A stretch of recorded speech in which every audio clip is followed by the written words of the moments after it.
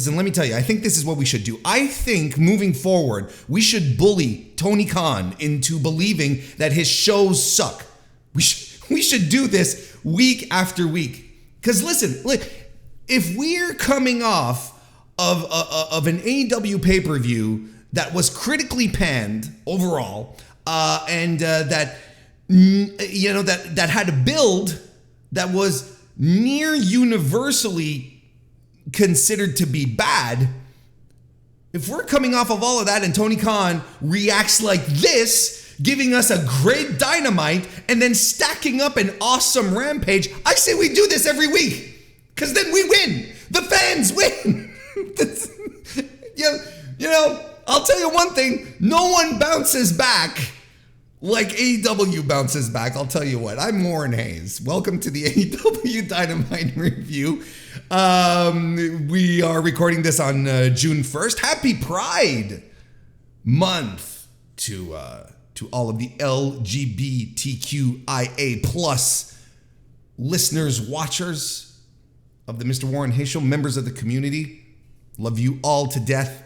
But right now, another thing that I love on a different level, completely different level, was last night's Dynamite. That's the one we're going to be reviewing. That's the one we're going to be talking about. The Dynamite that took place on May 31st. The aftermath of Double or Nothing. Eventful show. Good matches. I'll tell you one thing. It felt like Dynamite. It felt like I was watching an episode of Dynamite. This was your grandpappy's Dynamite.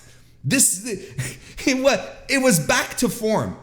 And so I got excited, and I'm excited to talk about it. It feels good to just be like, yeah, let's go. And that's what we're going to do. Of course, if you're watching this on YouTube, I'd appreciate a like and a subscription. A like on the video and a subscription to the channel. That would be tremendous. Tremendous. And if you're listening to this on your favorite audio application, there's ways to show some love there as well. 5-star reviews on Apple Podcasts, 5-star ratings on Spotify, like subscription, like anything you can do. All that stuff helps out, and I would be very much inclined if you did so, and I'd love it. But before we get into the show itself, let's just get this out of the way. It's the big thing. It's the big thing that wasn't really that big because everyone saw it coming. It was you'd have to be just in complete blinders to have assumed that the opposite was going to happen here. CM Punk has been announced for the June 17 opening AEW Collision show at the United Center in Chicago. Tony Khan, that was the big announcement Tony Khan had last night. That's exactly what I would have done. Hell, I would have done it last week. That's a whole other 9 yards. But the fact that Tony is doing it we're 2 weeks ahead of time before the debut of the show, I think it is the smartest thing to do. And why do you ask? Business. Sell them tickets, pal. Have people get excited to sit home on a Saturday night to watch this show, to watch the opening, right? But mostly the tickets. I know the United Center was already on the way of being sold out. The vast majority of the tickets were distributed. But in regards to what was left, I think this might be the nudge it needed. But even more importantly than that, I think that for the shows that are following the following Collision shows in the weeks after, we'll need this shot in the arm to sort of get sales boosted again, sort of get things exciting again, because there's still a lot of them that are struggling. There's still a lot of these shows, I am convinced that the ticket sales are not what they expected at this point for Collision. I talked about this on the podcast. I'm not going to reiterate all these points, but I can't blame anyone for being a little cold at the idea of buying tickets to Collision when you don't know what it is. Is it just going to be a Rampage sequel? What is this going to be? Now, putting out the fact that CM Punk is going to be there and he's probably going to show up on the 17th, and he's probably, if the roster split rumors do come to fruition, he will probably show up on the Saturday at Collision and tell everyone, look, this is my show. You want to see me, maybe not in those words exactly, but if you want to watch me wrestle, you want to hear me cut promos, this is where it's going to happen. So I would feel that will have an impact moving forward. You know, I know a lot of people talk about how Saturdays are not a great show for TV, which, you know, not a great night, I should say, for television, which is not entirely wrong, especially when, you know, sports kick back in. However, I do feel like Saturday nights for going to see live events are much better than a Wednesday or a Monday. You know, those are good. That's a good night, I think, for people to be like, hey, it's Saturday, let's go watch wrestling. You know, we can go out, have a drink after. We don't have to rush home because we have to work at 8 a.m. the next day, whatever. I think so all of this has to be reflective moving forward in the ticket sales for the Collision shows that have already been announced and that have been underperforming. So we'll see what happens. Now, I'm not relitigating. This is not a CM Punk podcast. We're not getting into this. Everything to this point, everything that has had to come out and we had to talk about has already been litigated, and I've talked about it tremendously on the Mr. Warren Hayes Show podcast, the flagship itself. So right now I'm good. I don't have anything to add on that end, but the statement has been made official. I'm glad Tony did it. Fuck surprises at this point. Sell tickets. This is what he needs to do. And I think it's, last thought before we move on to the show, I think it's indicative at the same time of how different this situation is as it was back in 2021 when the announcement was coming up, so on and so forth, and the United Center was sold out on a rumor, essentially. They were hinting at it, you know, of course, wink, wink, nudge, nudge.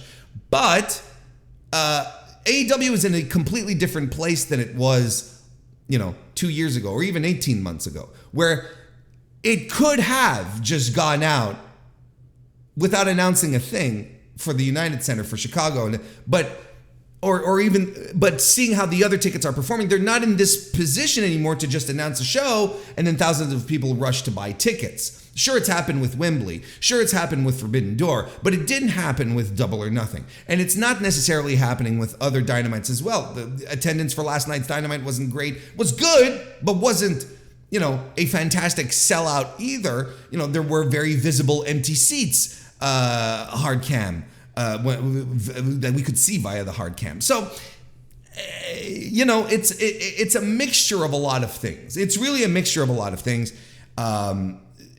that absolutely brought Tony Khan to making this decision, and I think it is the best decision to make. Fuck surprises. We didn't need this surprise. Everyone knew this would have been one of the worst kept secrets in town, kind of thing. And we just need to get it out of the way. Interesting response from the crowd last night in San Diego when they announced it, and we got some CM Punk chants, but we did get some audible boos as well.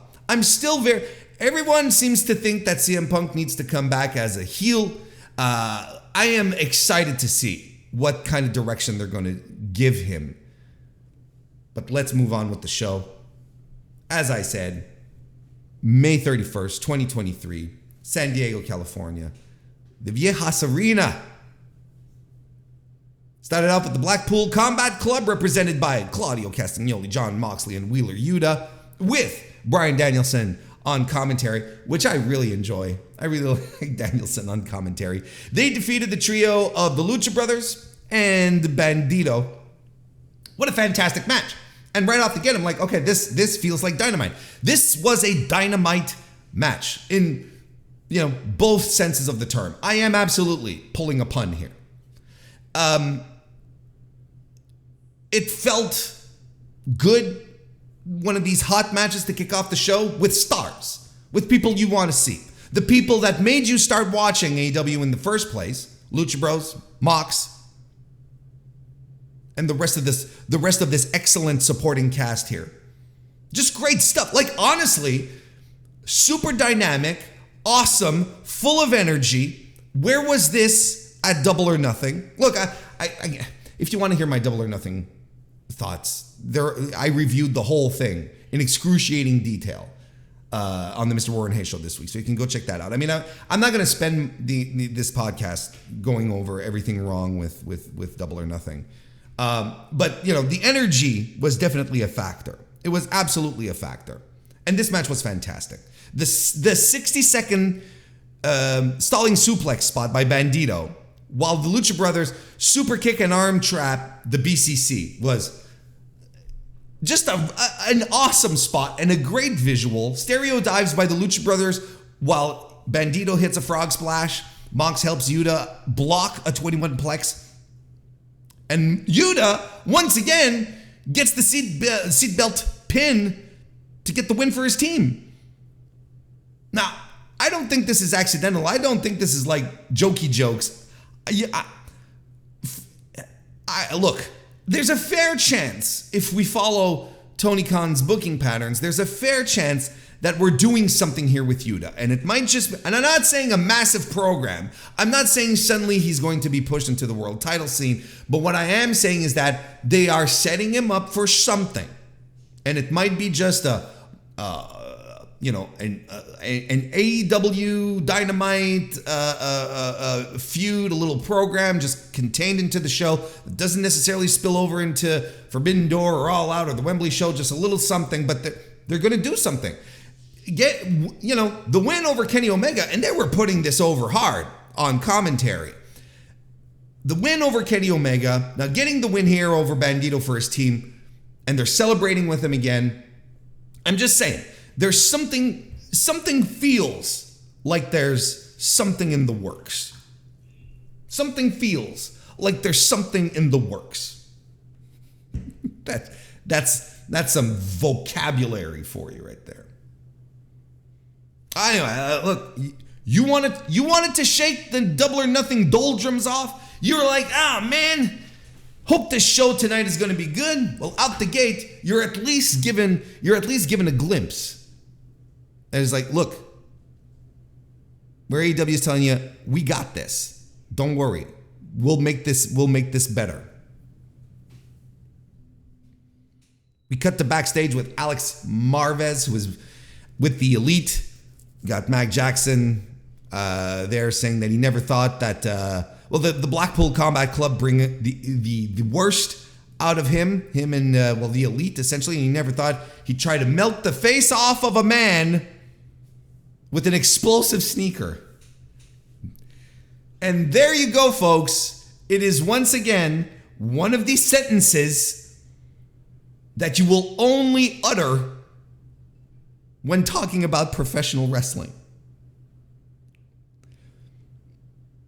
Nick also interferes there, and they said, everything's still they're still okay. Hangman Page is, everything's good. The Dark Order pop in, and they're a little bitter. They're a little, okay, you want to go hang out with your new best friends now? It's like, okay, and Hangman's like, look, dudes, this isn't it. So a little seed, a little something could entirely just be just a little secondary warm-up feud for something else. Just get this out of the way, because that is a story beat that does need to be addressed, and I think will be addressed, because everything with the Elite is always has a connection. So this will wrap up in one way or another.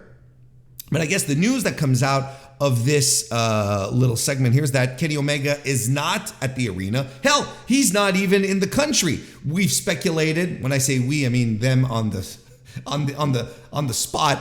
They speculated that Kenny Omega is going to be is in Canada to lick his wounds, so to speak.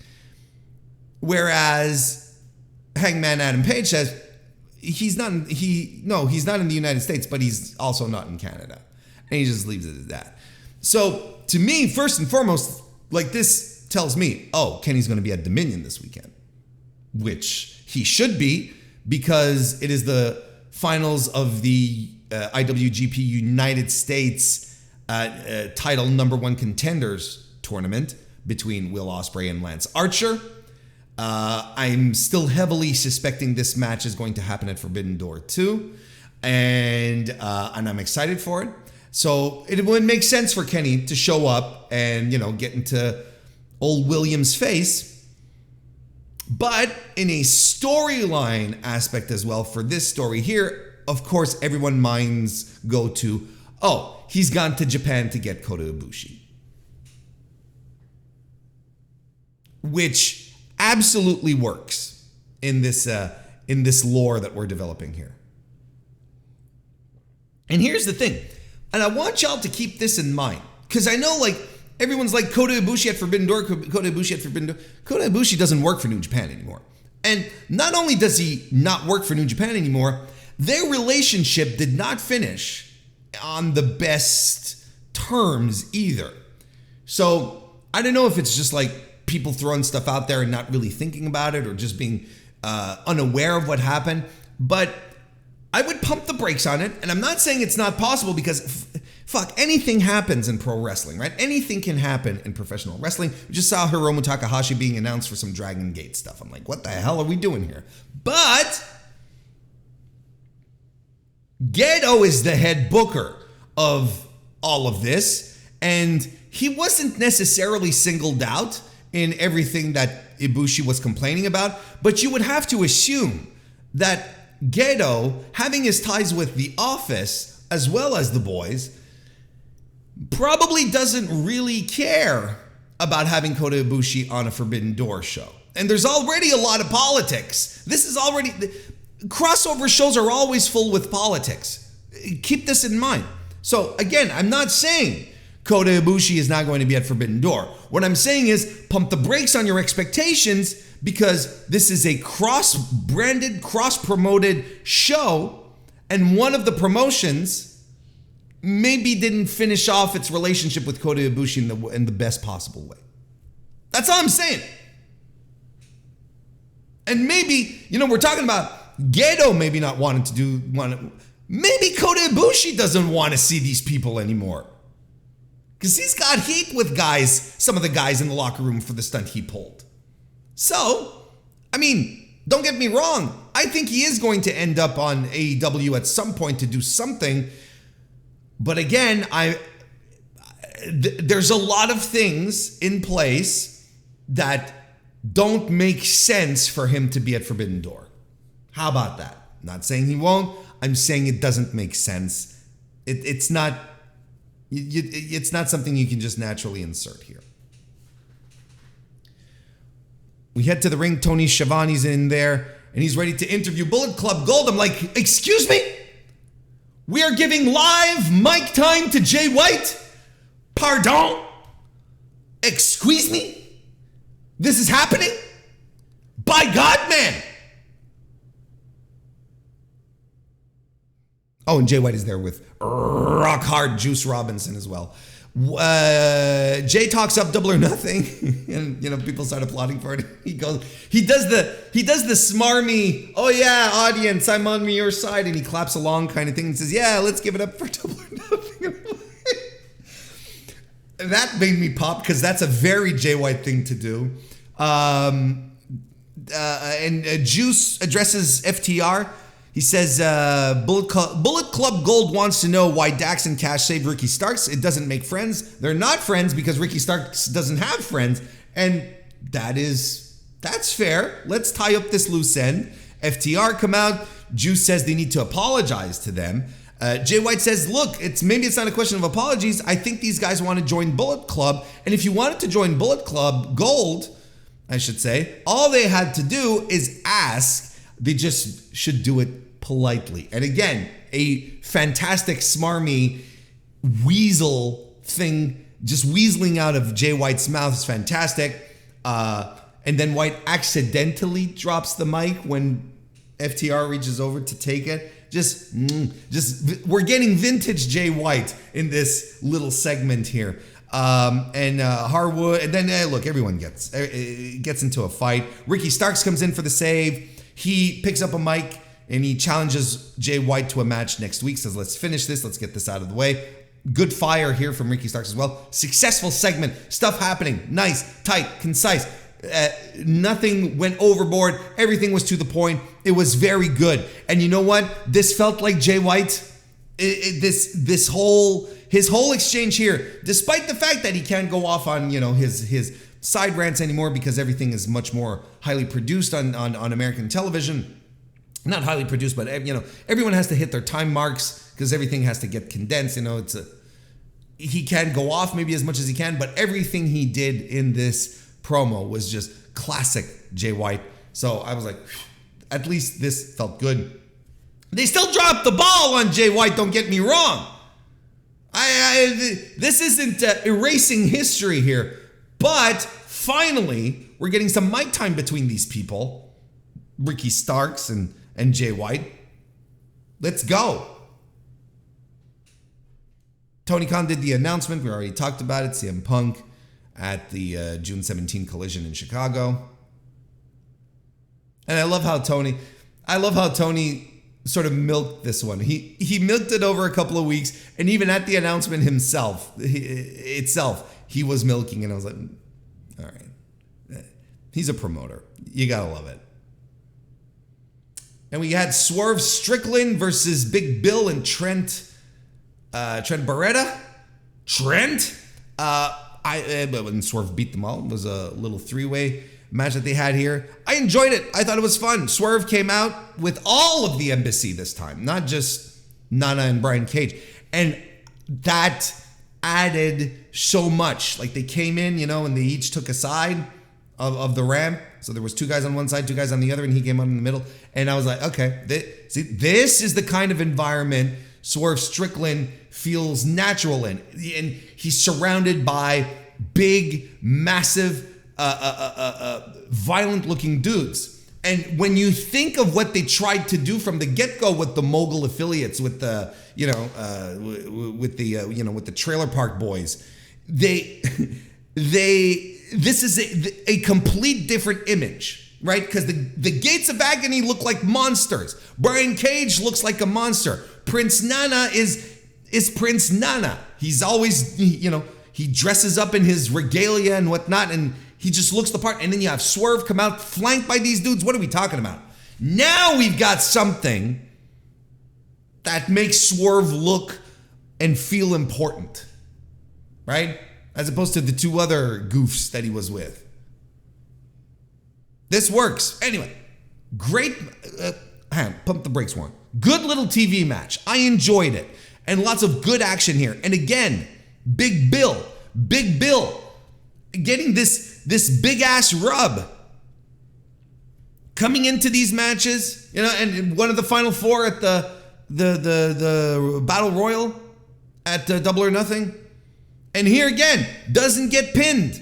He never gets pinned. There's a certain level of protection going around Big Bill here. So I would just invite you all to keep your eyes on that, especially since a lot of people seem to be warming up on him because he's actually doing stuff. And I tweeted this, I posted it on Blue Sky.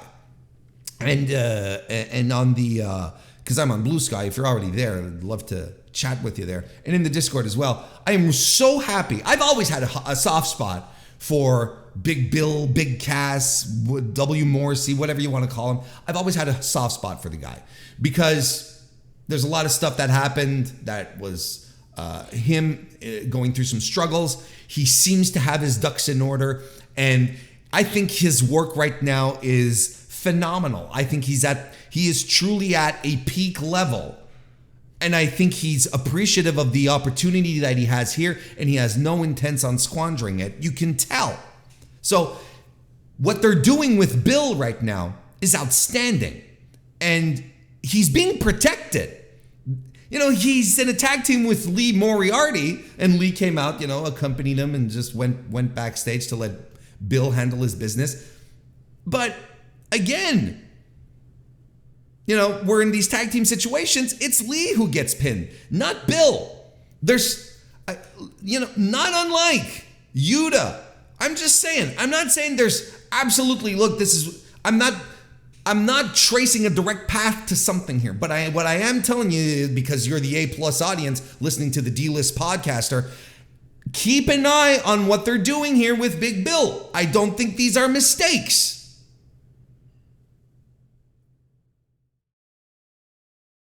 We get a great little video package for Kris Statlander's return to AEW and winning the TBS title. Got a little choked up. Again, Statlander is another one of these wrestlers that I just have a soft spot for. There's wrestlers that I'm more cut and dry on, but but there's some like Bill, like her, where I'm like, yeah. Renee Paquette is at the top of the ramp. She interviews the Acclaimed and Billy Gunn. This was a short, fine little feel-good promo. Get the Acclaimed out for the audience to get the big reaction. Show them that their boys are still resilient. They haven't given up, and it did exactly what it had to do. But I guess again the thing that is noteworthy about this is that the Acclaimed boys made a case for one more run with gold for the legend Billy Gunn. So what does this entail? Are we going to have, does that mean that they're still going for the trios titles? Does this mean that they are going to work in a singles program with Billy Gunn? I don't know. It's interesting to think. And it's also interesting when you consider that, in regards to other legends that AEW employs, Sting, Jeff Jarrett, for instance. Well, although Jeff Jarrett did challenge for gold, but, the idea of having this legend of the business go for one more run with gold hasn't been brought up, really. Again, Jarrett is it wasn't specifically brought. I don't recall it ever being brought up as such, but he's nonetheless challenged for gold. So maybe that example isn't as great, but Sting, who is, no disrespect to Billy Gunn and his, what did they say, 3 decades in the business, which is remarkable, and the work he's put in and the shit he went through. No, absolutely no disrespect for him, but if we're comparing legend to legend, Sting outclasses him in every way possible. We're talking about Sting is a legitimate legend, a true to form Hall of Famer, so on and so forth. Whereas Billy Gunn had a remarkable career, don't get me wrong. I think there is something, it is of note. It is extremely notable. But it's interesting that they're talking about Billy Gunn. This is what I'm pointing out. Mentioning Billy Gunn, calling him a legend. We're putting him on the hunt for gold. Whereas Sting, it's not even crossed anyone's lips. No one's ever mentioned that. Again, as far as I can recall, outside of speculation and us podcasters going crazy cuckoo. But look, fun little segment. Good interview. Let's move on. Tony Schiavone is in the ring to welcome, as he said, quote, the human piece of garbage, Don Callis, who comes out with Kensuke Takeshita. And no surprise here, this fucking ruled. And Callis continues down his thing where he's the victim in all of this. He says he lost a nephew, but gained a son in Kensuke Takeshita. And just the way the intent that he brought with it, the inflection, and what a fucking weasel this guy is. And he says Kensuke Takeshita is better than Ricky Dozan, better than Antonio Inoki, better than Akira Medea, better than Kaiji Muto, better than Kazuchika Okada. And I'm like, look at this guy. And you're going to keep telling me that the AEW audience has no clue of what we're talking about. Let's pump the brakes here. Maeda, not Medea. What am I talking about? Akira Maeda. Moving on. We can break this down. We can break and then, of course, then Takeshita cuts a promo in Japanese and finishing up in English saying that he's coming after Kenny Omega very clearly. We can break this promo down every which way, because of how wonderful and intense and fantastic it was. But this is Warren Hayes' analysis. I could probably spend 15 minutes talking about this, and who knows, maybe I will.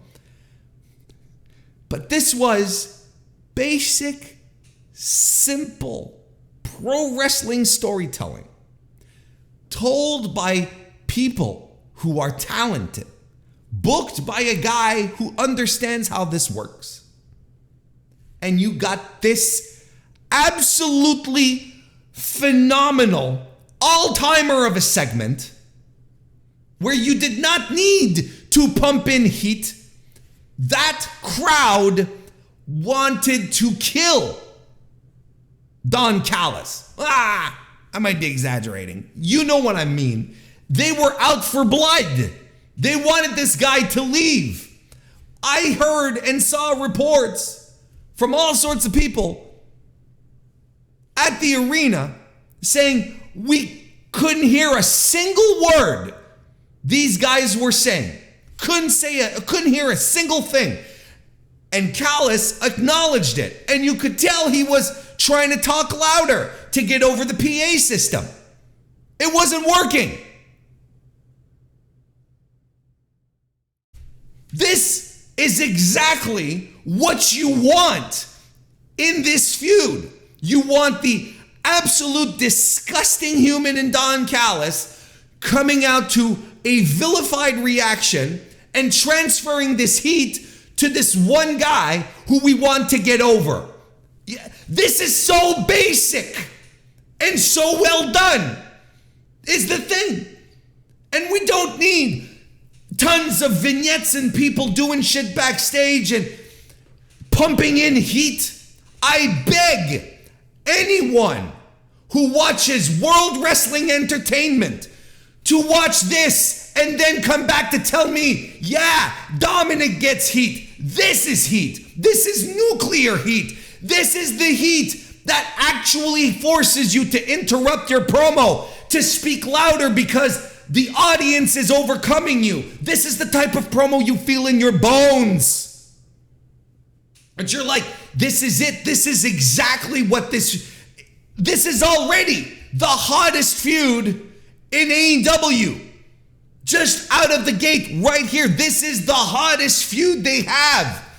And people are still going to try to convince me that Dominic's planned spots where he stops talking to let people get the cheers louder, you know, they're going to keep telling me that Dominic gets all of this because he's a great heat magnet. No, it's contrived. It's produced.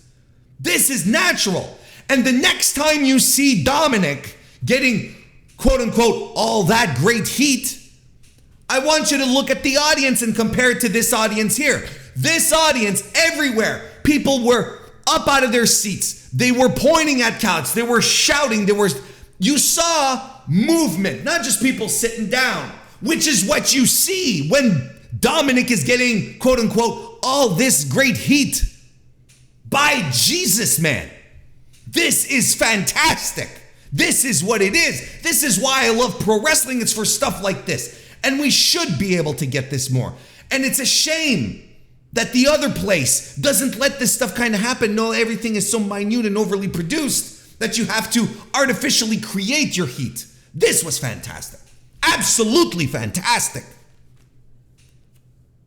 I am excited to see how this goes forward. This is going to do wonders for Takeshita. What are we even talking about?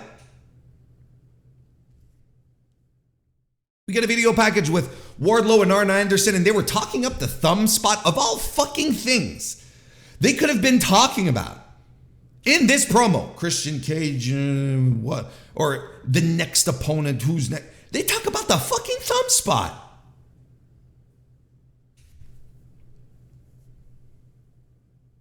Darby Allin and Orange Cassidy teamed up again to defeat the Gates of Agony.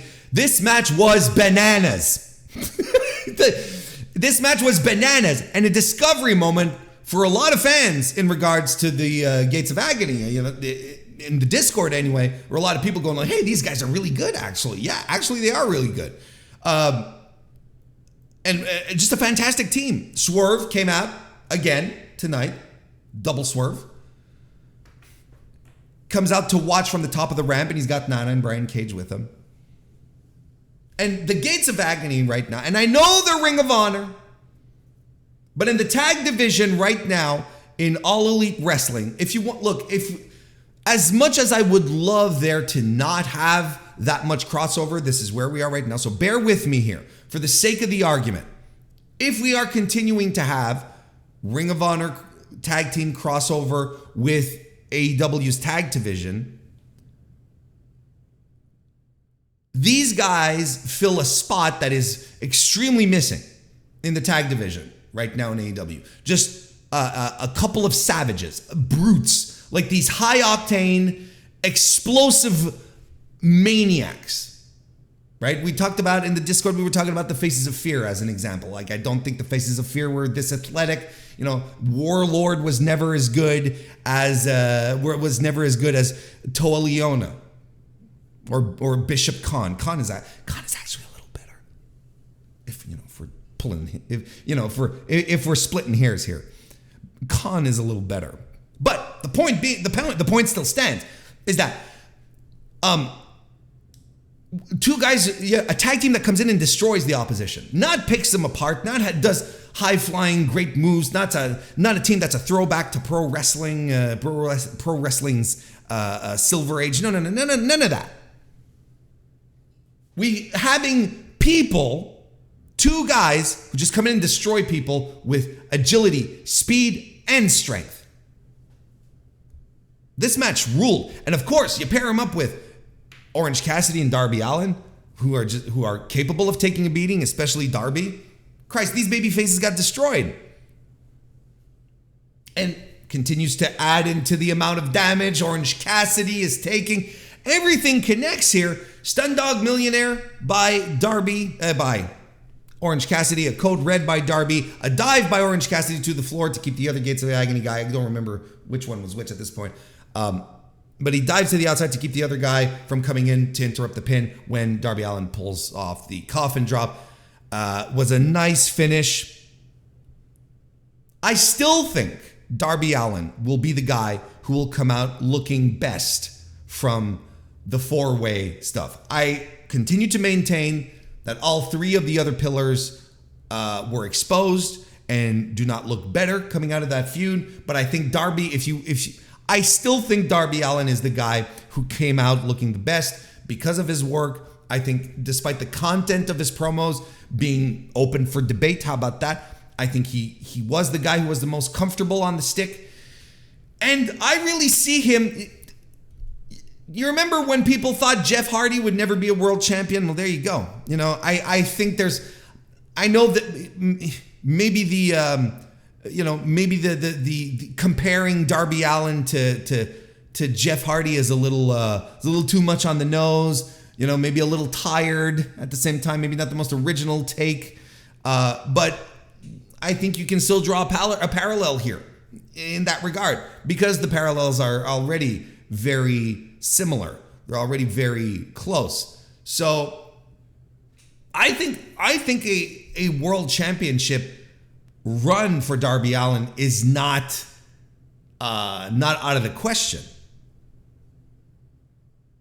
After the match, Swerve and the rest of the embassy come down to sort of get threatening. Swerve setting up a match against Orange Cassidy for next week for the international title, which I'm very excited about. But Sting comes out and he runs everyone off because he's Sting, motherfucker.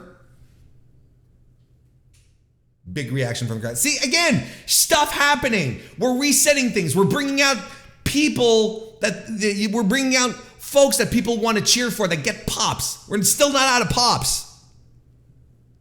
There's still some to deliver. We're washing away the past couple of months. There's an MJF pre-tape that was done clearly after winning back the title, retaining the title, I should say, at Double or Nothing. And he still says that there's no competition left in AEW. No one is on his level. Now, I know a lot of people are expecting, for some reason, and I don't know where this is coming from, an Adam Cole MJF feud.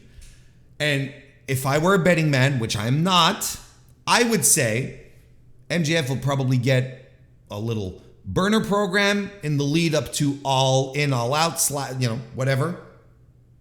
He'll probably get a little program. People actually in the Discord we were talking about is that, well, look, they talked about, Billy Gunn getting a one last singles run. You could do worse than putting MJF in and not a pay-per-view cycle thing, just a little burner program, just something to keep the bodies fresh. A little something that would continue to drive home the fact that MJF is a goddamn heel. Because Billy Gunn is beloved right now. Everyone loves Billy Gunn. So what if he does get in? This would be instant heat. Nice little program leading into something bigger. What would be that bigger thing? Not Adam Cole, CM Punk. And I will continue to push that. If I were a betting man, I'm not, but if I were a betting man, that's what I'd put my money on for All Out. The story tells itself, CM Punk and MJF and all of that. It didn't happen last year at All Out. And CM Punk still owes MJF the loss because that's what was planned for Full Gear before Mindy's Muffins took over the brain of Phil Brooks. That's what was planned. CM Punk to put MJF over, lose the AEW World Championship and put MJF over. He still owes him that. And I think that's what you do this year. You do that out the gate as soon as possible before CM Punk throws it all to hell again. Because again, it's not a question of if he'll burn everything down. It's a question of when. You have the match. Do it.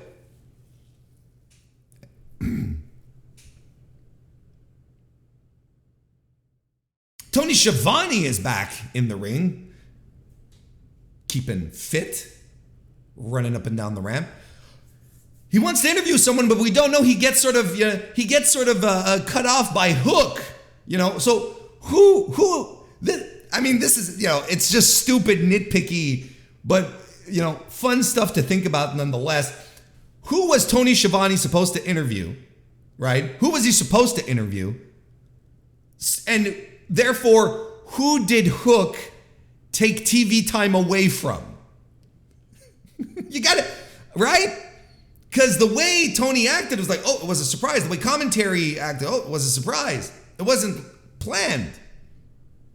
So, anyway, Hook is in the ring. Before Hook can answer Tony's question, La Facción Ingobernable came out.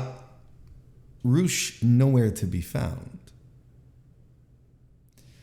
And Jolistico and Preston Vance attack Hook in the ring, but Jungle Boy's music hits, and he comes out for the save. Jungle Hook. I like the Jungle Book, don't get me wrong. Rudyard Kipling, fantastic little period era novel that's still, it's not, there's a couple of things in the storybook that, doesn't quite mesh with today's values anymore, but still nonetheless, a classic. So Jungle Hook are back together, which I can only applaud because I thought it sucked. Well, look, we say they're back together. We're leading into a match here, right, between that, Preston Vance and Doristico against Jungle Hook, and that'll be great because I still think this was great. Now, a lot of people feel like Hook might turn on Jungle Boy, which I think would also be interesting. But I think this is interesting that Jungle Hook is back to this. Jungle Boy, Jack Perry, I'll get it right. Jack Perry is back to this, something that they poo-pooed away when it was time to give him a push. And now, we'll circle him back to this very mid-card affair. Again, nothing wrong with it. But for a guy that you were saying, hey, he's going to be a next big thing, well, you're sort of dragging him down a little bit. Darby Allin, in comparison, was paired up with Orange Cassidy, which is one of the hottest elements of on AEW currently, right now. So it doesn't feel like a demotion, right? And he's getting rid of a couple of mid-card jabrones in the Gates of Agony, and it's fine. Sammy, nowhere to be found. I mean, at the same time, he's got to go to IKEA and buy, baby things. He's got to get the nursery set up. I understand. You're busy. I understand. But does it feel like a demotion for Jungle Boy? Let's revisit this in a few weeks when we see what the pattern is here. Because look, I still think Jungle Boy and Hook together in a pure rock and roll express setup. You know, where Hook is Robert Gibson and Jack Perry is Ricky Morton. For some reason, couldn't think of Ricky Morton for a second. I think it is a winning combination. Plus, handsome young fellows gets over with the ladies. Like, there's nothing wrong with this tag team. Outside of the fact that it might come across as a demotion. But let's see how this goes, and then we'll dig deeper into this analysis. Renee is backstage with the Outcast. Toni Storm cuts a very good promo. Confident. She's in it. She's the champ. She says no one in the back there, no one in that locker room is good enough to carry your bags. Ruby Soho says nobody can carry your bags nor touch your work ethic, Toni. And Toni says she's going to defend the title like a fighting champion, and she's going to start at the House Rules show this weekend. And Saraya wonders if anybody is good enough. Look at this. Promoting the house shows on your main show. Making them feel significant. Hey, the newly minted, newly crowned AEW Women's World Women's Champion is here. Is going to be at the house show this weekend. They're hyping it up.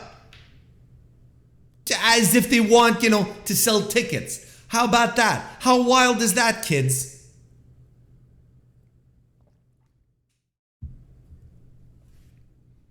Kris Statlander had her return match, her real return. Like I know the return match isn't exactly the return match was the match that she had against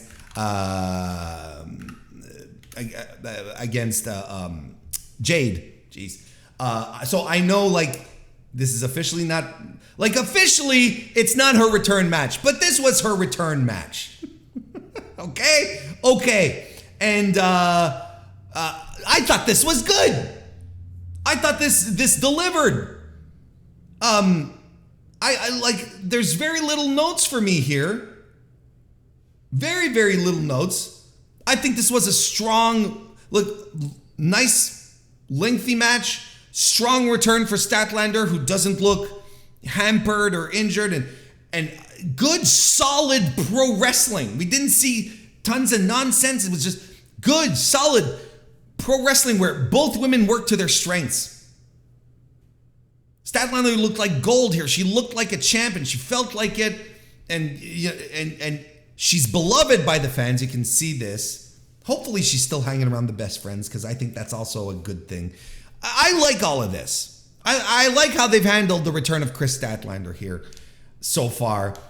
Taya Valkyrie was backstage watching, sort of pissed off at the so a heel turn for Taya. Good. Let's do it. We'll see what kind of program this evolves into. Let's talk about this as it keeps moving forward. We'll see what happens. But this is my note. This is my note here. There is no observable reason to not have Nyla Rose on television every week in some capacity. There is every week, at the very least regularly, no observable reason.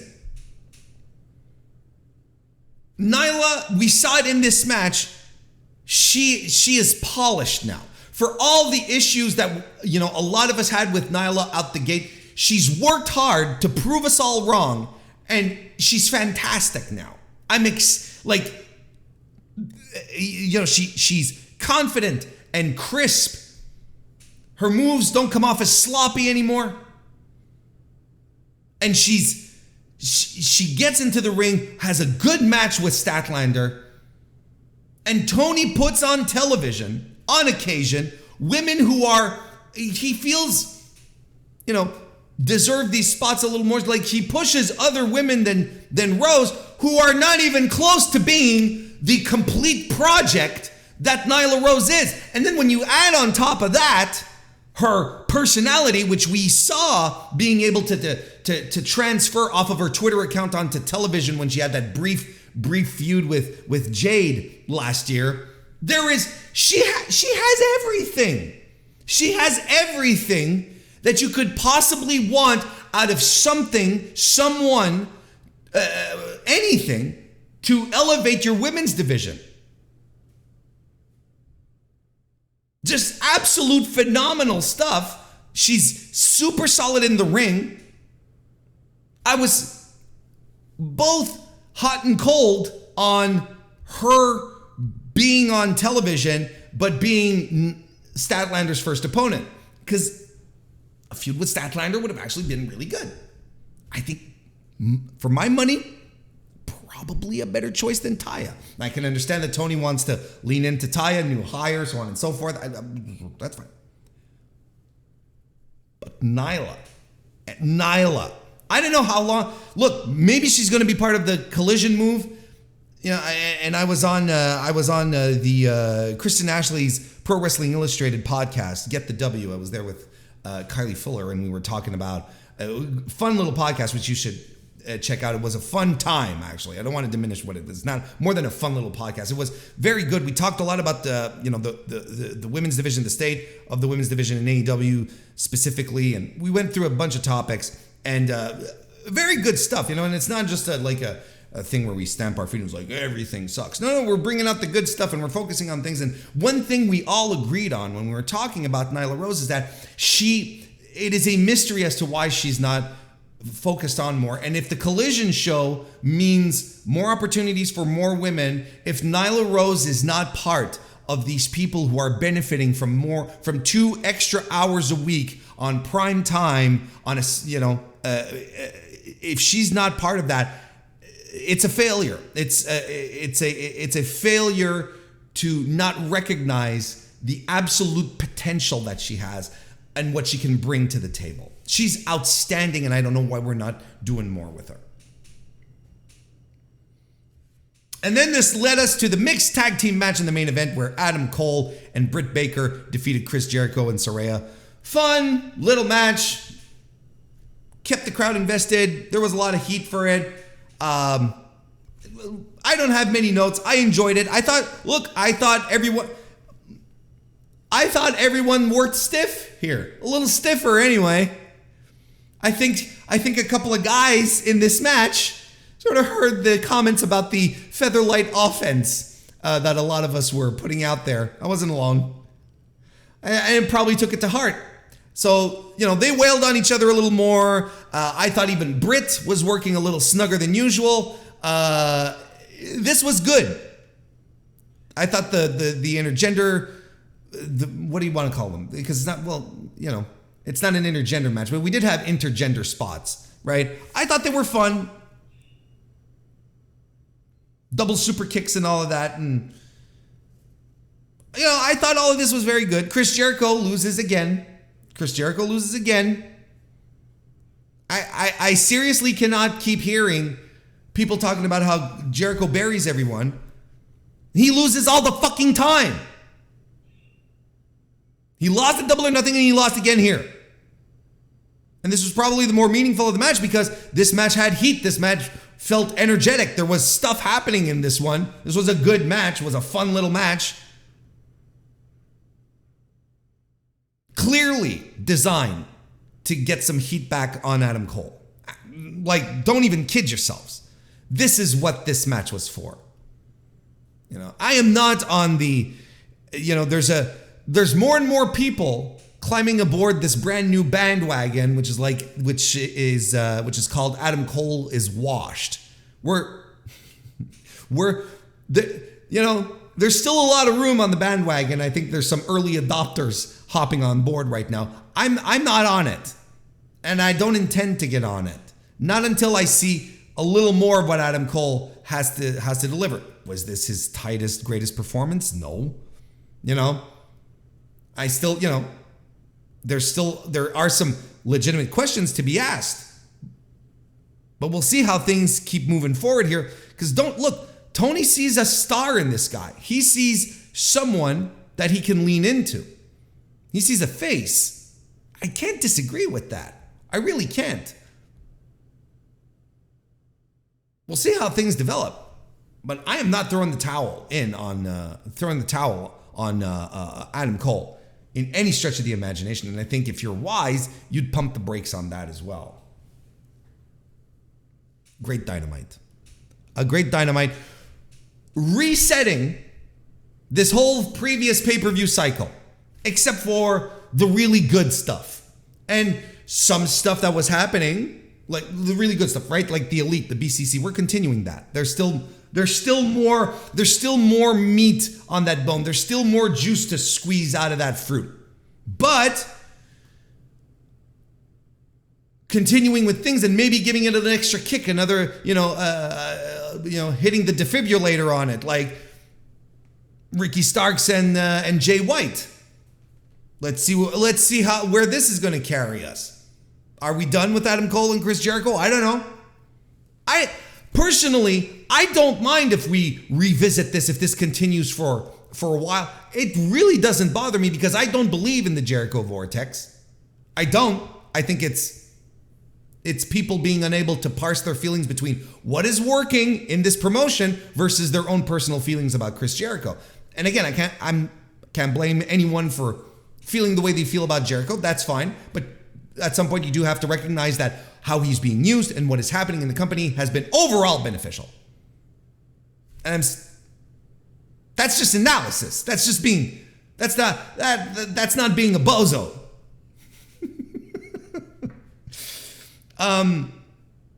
So breathing some new life into things that were happening in the previous cycle, but this felt like a reset. This felt like, okay, we're starting over.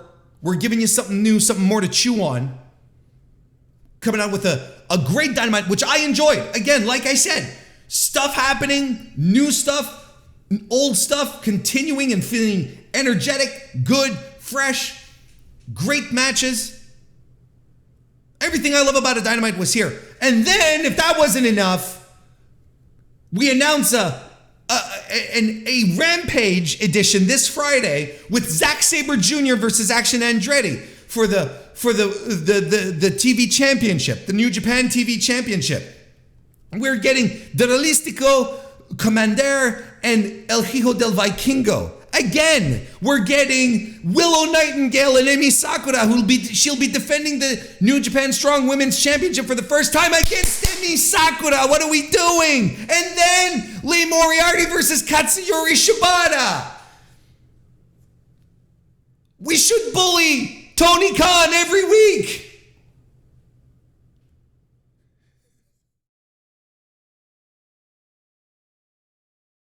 I'm excited. I'm into it. No one bounces back like AEW does.